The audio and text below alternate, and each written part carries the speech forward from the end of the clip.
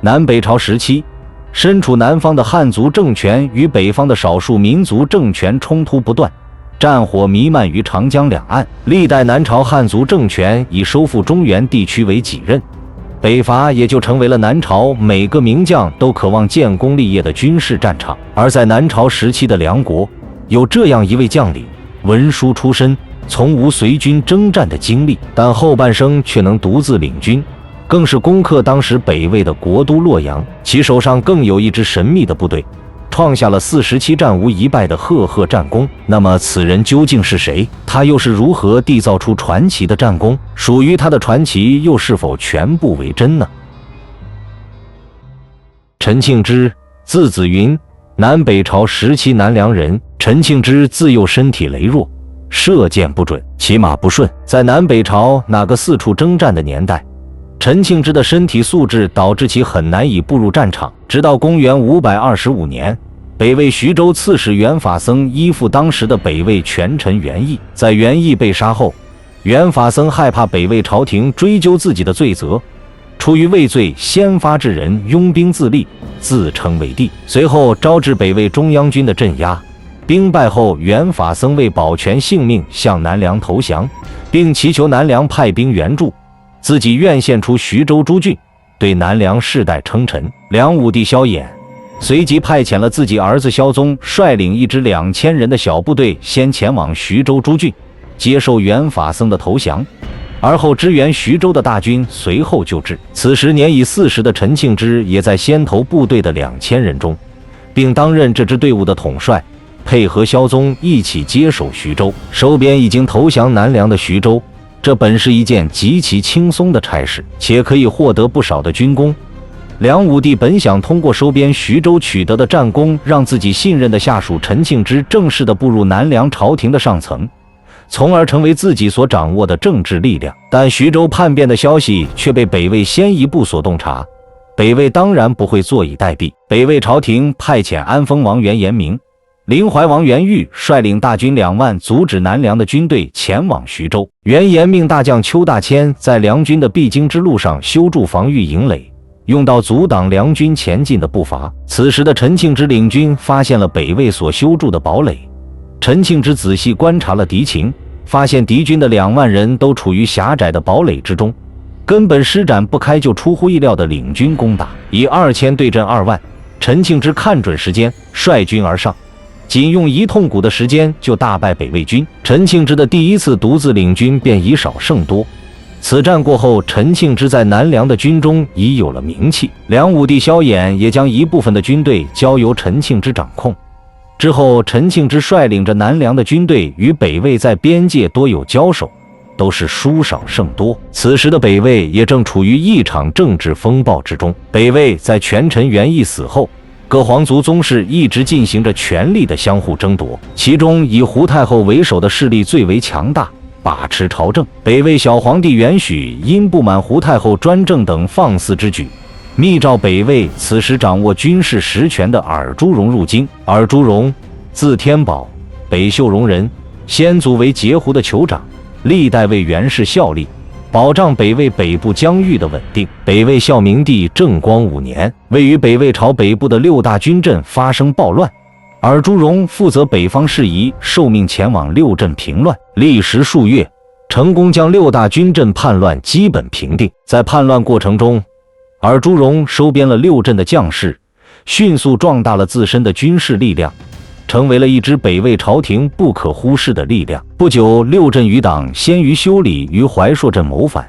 尔朱荣再次带兵讨伐成功。军事上的顺利也使得尔朱荣被朝廷加封为征东将军、都督并祀汾云、广衡6州诸军事，一度位极人臣。但素有野心的尔朱荣却不满足于自己现在的地位，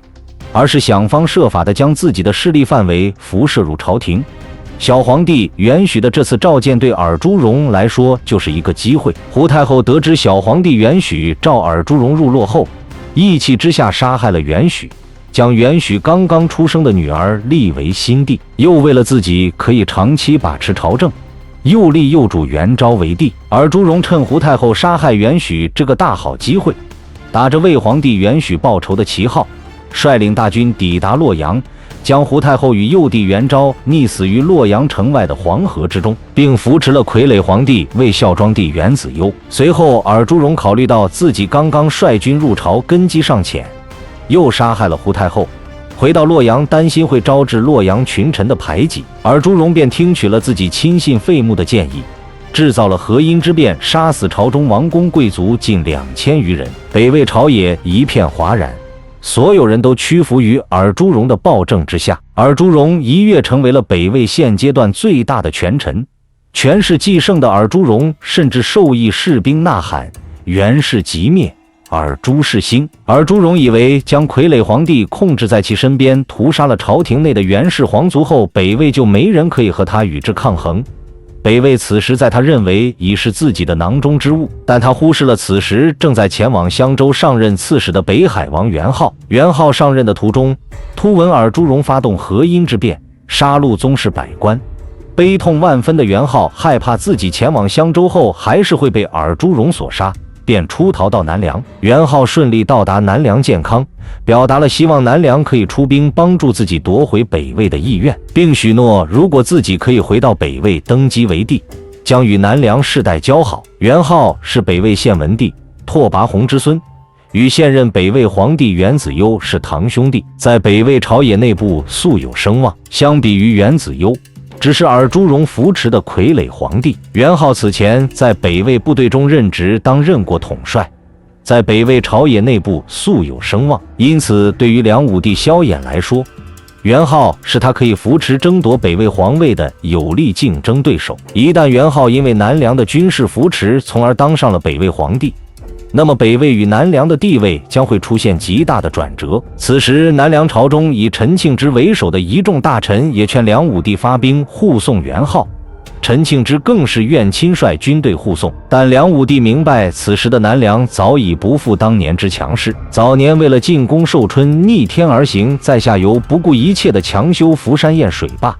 强行截断千里江淮，想使淮河水倒灌入寿春，雨季来临时却错误地估计淮河水量，导致福山堰水坝崩塌，死伤两岸无数百姓。又因为天监年间跟随梁武帝南征北战的那批老的将士，如韦睿等将军都已逝世，朝中军事日益凋敝。南梁虽过了数年的平稳时期，但国力上却一日不如一日。南梁此时已无法负担大规模的出兵，面对着群臣的进谏，梁武帝还是决定不错过这次千载难逢的时机，抱着政治侥幸的心理，封元昊为魏王，并以陈庆之为假节。骠勇将军领军护送元昊北归，但却并未将过多的军队交给陈庆之。陈庆之此次出征的军队只有自己早年招募的部曲，元昊逃往南梁时收拢的旧部，及沿途愿意跟随陈庆之的流民组成，共计7000余人，为使部队统一。陈庆之又命令全军身着白袍，故又称白袍军。此时北魏在国境内的全部兵力高达100万余人，更有以尔朱荣为首的能征善战的北魏军队，以7000对100万，还要一路护送元昊到北魏国都洛阳登基。这看似以卵击石的行动，陈庆之又将作何应对呢？公元528年10月，陈庆之令大军开拔，跨过边境攻占北魏治县。适逢陈庆之进驻治县之际，正值北魏的多事之秋。在1年中，北魏经历了5太、建义、永安3个年号，皇帝的不断更迭造成了政治上的混乱，使得这一时期国家内部叛乱不断。东北部有着葛荣、余孽率领6镇叛乱的残兵在河北盘踞，农民起义邢镐在北海郡拥兵自立。南部关中地区有着莫哲、念生、莫启丑奴等人的骚扰，尔朱荣又在河阴制造大屠杀，杀害胡太后与幼帝元昭及百官上千人。北魏政权因上层人员的被大肆屠杀而陷入瘫痪的状态下，全国各地的叛乱将北魏权臣尔朱荣搞得焦头烂额。尔朱荣只得派遣麾下大将袁天穆前往北海郡叛乱，自己则率领一支精兵前往河北平乱。公元529年3月，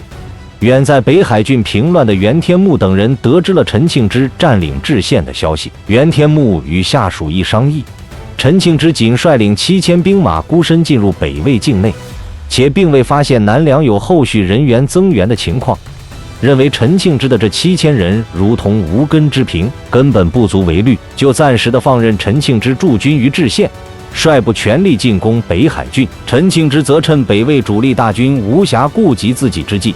率部北进，迅速攻占行城，兵锋直指睢阳城下。此时担任睢阳城守备工作的是曾经陈庆之在徐州之战中的手下败将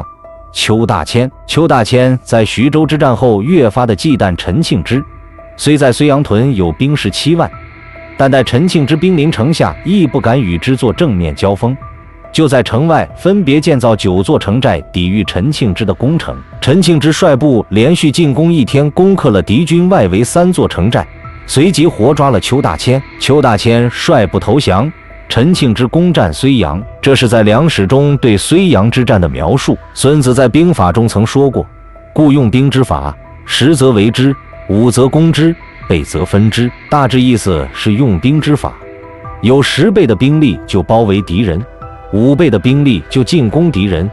，2倍的兵力就分割消灭敌人。在缺乏大型攻城器械的古代，一座7万人驻守的城池需要14万人才能将其包围并顺利攻克。7000人用了1天的时间包围并攻下7万人把守的城池，其实也并无不可能。但仔细查阅了《魏书·地理志》一书，里面记载梁国城，也就是睢阳。睢阳的人口为5000户，共计3万余人，哪来的7万驻军驻扎于城中？南北朝时期，梁魏两国相互攻伐，仇怨深厚，就会互相间夸大自己国的军功来恶心对方。攻下睢阳后，元昊在睢阳南边的浣水旁祭祀上天后登基为帝，随即授予陈庆之使持节，任镇北大将军。随后北魏征东将军袁辉业率军2万前往救援睢阳城。袁辉业抵达睢阳城附近的考城，考城四面环水，陈庆之便命人在城外河流中浮水筑垒，一举攻克考城，活抓了魏将袁辉业。陈庆之率领着7000白袍军接着北上，沿途北魏官吏看到陈庆之的旗帜，纷纷望风投降。陈庆之率部逼近魏都洛阳的门户虎牢关、荥阳城一带。公元529年4月，袁天穆攻克北海郡，活抓叛军首领邢镐，随即挥师驰援荥阳城。此时的荥阳城内，北魏军辅军将军袁显公、左仆射杨玉等重臣率羽林宗子、庶子军7万在荥阳城内抵御着陈庆之的进攻。北魏军队背靠国都洛阳，且依仗着袁天穆援军即将到来，兵锋甚锐，加上荥阳城城高墙厚，陈庆之久攻不下。此时魏将袁天穆的30万大军即将兵临荥阳城，眼看着袁天穆大军将与荥阳城守军左右夹击之际，陈庆之对下属高声呐喊道：我们这一路走来，屠城掠地干了不少，现在诸位将士们已经回不来头了，我们战败就将死去，愿将士们拼死杀敌，攻破荥阳才有活路。随即陈庆之亲自擂鼓，鼓舞士气，白袍军亦受到陈庆之的鼓舞，奋起杀敌，荥阳城破。不久后，袁天穆率领大军赶到，白袍军刚刚经历了荥阳之战，早已疲惫不堪，但陈庆之却坚持认为袁天穆的军队远道而来，比起他们更是疲惫，随即带领骑兵3000出城大破袁天穆军，以3000破30万。北魏主将袁天穆等人单骑逃跑，个人认为梁史中的记载过于神话，袁天穆更是北魏大将，不可以这么不经打。先不说袁天穆到底有没有30万人，此时刚刚攻克叛军据点北海郡，不说看押俘虏的人，还有攻下后需要分兵把守，防止北海郡再度叛乱。再加上梁史中还有一段关于袁天穆军的记载，魏将袁天穆大军赴将至，先遣其骠骑将军尔朱土梅尔领胡骑5000，骑将鲁安领夏州步骑9000，袁杨玉。因此陈庆之并未击败如此多的人，甚至陈庆之击败的魏军中都没有袁天穆。陈庆之率军击溃的只是打着袁天穆、源自大齐的鲁安、尔朱土梅尔2人。荥阳战后，陈庆之又领兵进赴虎牢关，虎牢关守军害怕陈庆之，弃城而逃。因陈庆之手下部队皆身穿白袍，且打到哪里都是无敌的状态。陈庆之的部队还未到洛阳，洛阳城中就有童谣：名师大将莫自劳，千兵万马必白袍。几天后，陈庆之进入北魏国都洛阳。傀儡魏帝元子攸害怕陈庆之北上投奔尔朱荣，此后陈庆之又再一次从洛阳领军出发，将虎牢、睢阳的北魏余孽镇压。陈庆之所部从治县出发至洛阳，历时14旬，114天，前后作战47次，攻城32座，所过皆破，创下了北伐军的神话。元昊也得以入主洛阳，北魏南部诸郡皆投降于元昊。而此时从洛阳逃走的北魏孝庄帝元子攸与尔朱荣会师成功，尔朱荣率领大军挥师洛阳，一边是战无不胜的陈庆之与其白袍军，一边是北魏权臣尔朱荣及他所率领的骁勇善战的北魏精锐，二人的宿命之战即将到来。此时的洛阳城中，元昊先是拒绝了陈庆之向南梁征兵的请求。元昊在占据洛阳后，招降了北魏南部诸郡，招降了各地军民数十万大军，保卫在洛阳城周围。元昊认为自己已然羽翼丰厚，不需要南梁再度出兵干扰北魏内政，而陈庆之以及他所率领的白袍军亦对北魏人有敌意。陈庆之纵容白袍军在城内大肆的烧杀抢掠，很是不得洛阳人心。而朱荣在北部召集重兵，号称100万之众，前往黄河以北的河内驻扎。陈庆之先一步占据有利地势，领军驻扎于黄河大桥北端，而元昊则率领大军驻守于洛阳城外黄河的南端，防止尔朱荣率部偷袭洛阳。对阵期间，陈庆之3天共计11次向尔朱荣部实行反冲锋，双方皆有损伤，但尔朱荣拥有100万大军，却未能占据上风，且伤亡要比陈庆之部大得多。尔朱荣因为陈庆之一时间难以渡过黄河，于是考虑暂且退军，遭到陈中大臣杨侃等人的反对，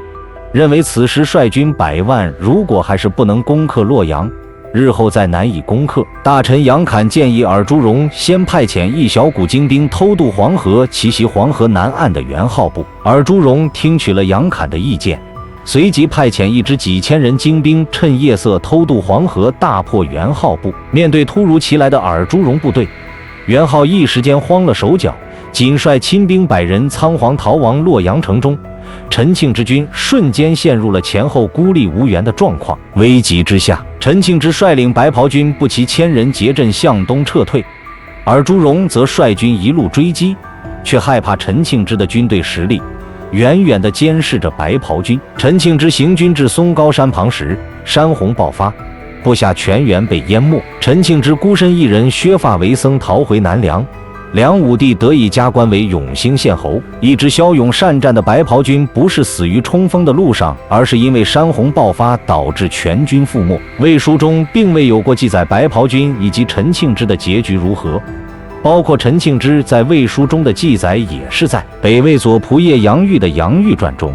只是寥寥几笔带过，而南史中却有记载，庆之马步数千，结阵东返，荣亲自来追，军人死散。南史与梁书中记载只是相差有无山洪，